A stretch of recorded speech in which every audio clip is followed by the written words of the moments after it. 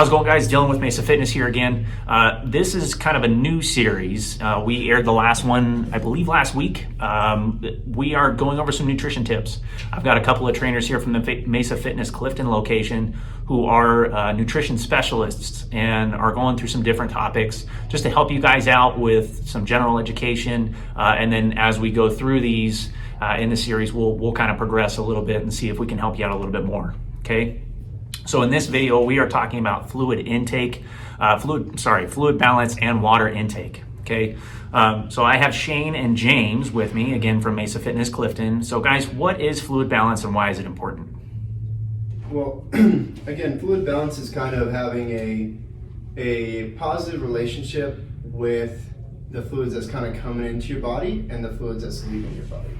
So again, when we look at fluid balance, we want to make sure that our bodies are well hydrated and kind of primed to do the most effective work we can, especially when we're at the gym. So again, anytime we experience any form of dehydration, we're going to experience a degraded performance when it comes to the gym. And again, you're going to see this more commonly in endurance athletes, but again, strength athletes will feel it as well. And if we are taking things that kind of dehydrate our body, we need to make sure we're increasing our fluid intake to kind of prevent that. So kind of a big thing I want to touch on real quick is creatine. So again, we all take creatine, or most males will take it. But creatine, again, very beneficial for you, but it's also going to pull a lot of water into the muscles, so it's going to slightly dehydrate you. So again, you want to make sure you're consuming even extra water if you're taking a form of creatine, or it's going to lead to slowly dehydrating you. Okay. James, do you have anything you want to add into that? That's pretty good. Sweet. Now, what kind of role does water play in the body? Obviously, you kind of touched on that. What does that play in the body, and then how does that relate to someone working out here in the gym or at home? Yeah, so there's a lot of different roles. One of the biggest ones is having a space to do chemical reactions. So we have about 60% of our body is water, and 2/3 of that is in the cells, and 1/3 is outside of the cells. So water provides basically a place for those chemical reactions to occur. It's also a solvent in the body. It aids in temperature regulation through circulation, and when we sweat, stuff like that, it cools us down. And it helps to move waste products through our body after we work out, and through urination and feces. And it also really lubricates our joints. So those are all really good reasons that we want to keep our hydration levels high, and that way we can provide better performance for our body when we're working out. James, you kind of touched on it there with obviously going to the bathroom. That one's a pretty obvious one, but how else do we lose water from our body? Through sweating, like I said, when we're working out, and then through breathing and unsensible sweating. So that's kind of sweating that we can't feel. It kind of happens throughout the day, but as well as breathing as well. So. Okay, interesting. I had no idea that you lost water from breathing. That's kind of interesting. What happens if you don't get enough fluids? Well, again, it's going to lead to a slow decline. Eventually, you're going to really start to dehydrate. A lot of people will feel like disorientation, dizziness, and that will come on, especially with like extreme dehydration. Mm-hmm. So again, headaches can be common. Just fatigue, sluggish or degraded performance. I believe when you get dehydrated, even at like a 2% dehydration or like a 1%, so basically 1% of your body weight in water, if you lose that, it's going to be like a 2% degraded performance, and that's a lot when you're thinking about especially high tier athletes, or when you're trying to maximize your time in the gym to get the most effective workout to really get to your goals, whether it's weight loss, building muscle, maintaining power, performance, anything like that. So again, just when we're not getting enough, it's just not good for our body.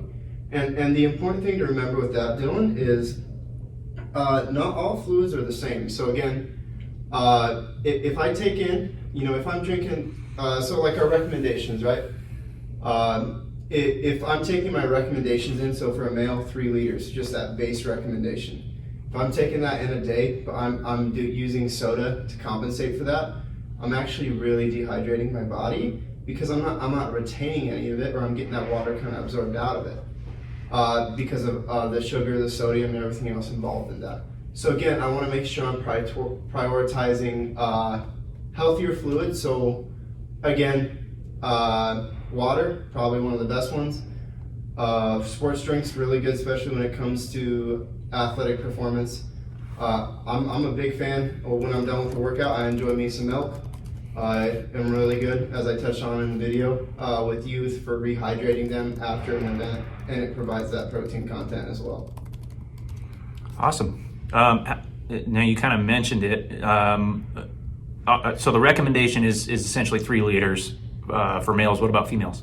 For females, it's going to be about 2.2 liters. Important things to remember about these recommendations is the recommendations based on a sedentary average. So again, the adult population, and if I'm a hardcore gym advocate or a high tier athlete or anything like that, I'm going to want to increase my water intake as well.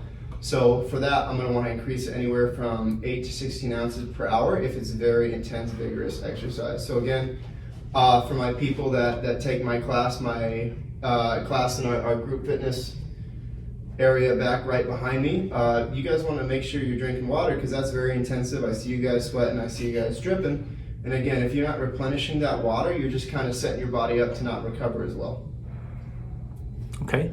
Now you mentioned sports drinks can be a really good one to replenish along with water.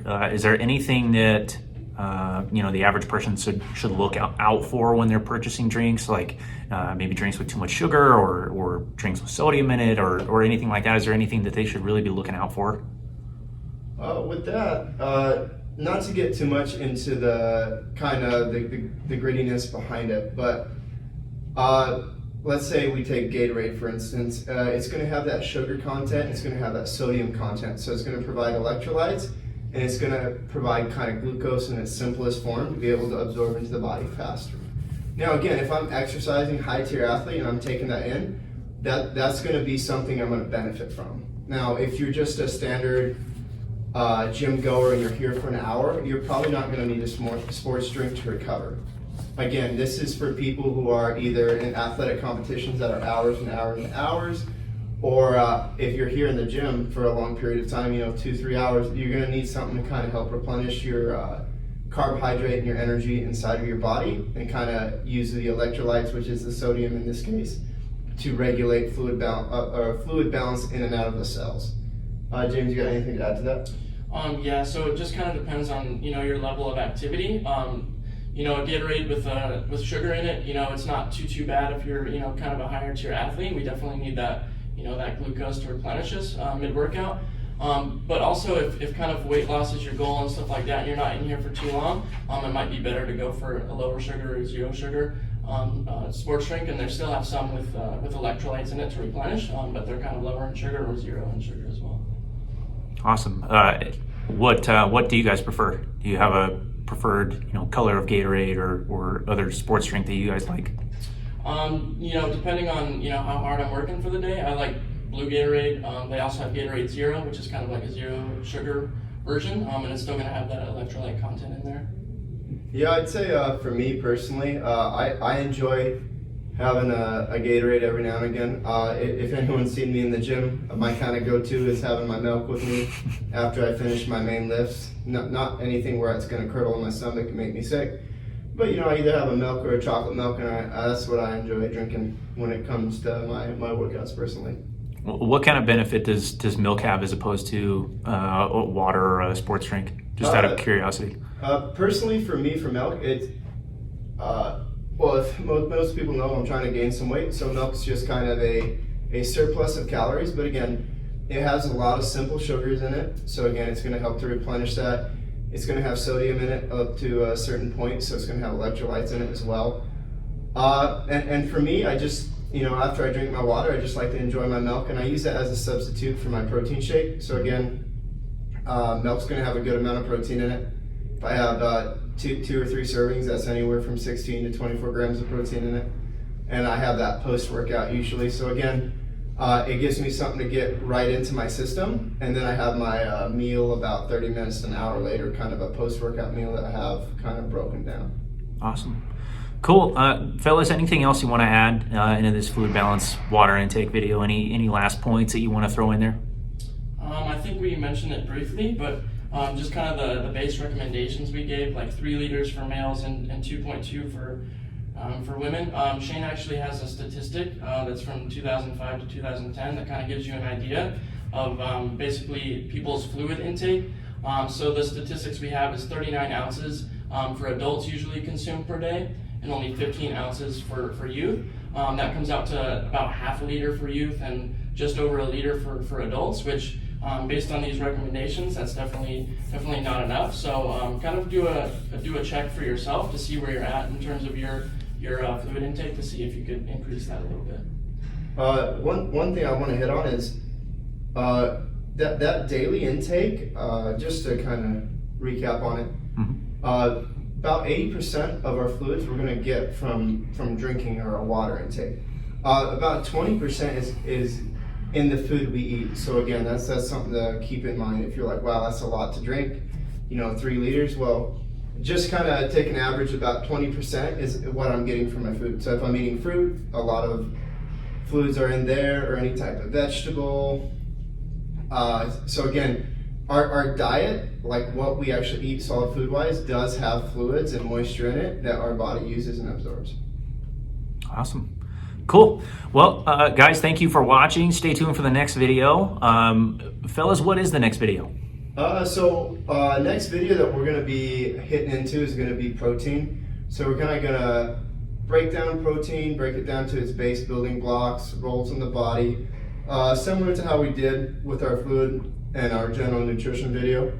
And then from there, we'll cover carbohydrates and fats. Perfect. Awesome. Thanks, guys, for watching. Be sure to like, subscribe, and follow us on all the different platforms. You can find all these videos on our YouTube channel at Mesa Fitness Colorado. And if you don't follow us already, please do so, and stay tuned for the next one.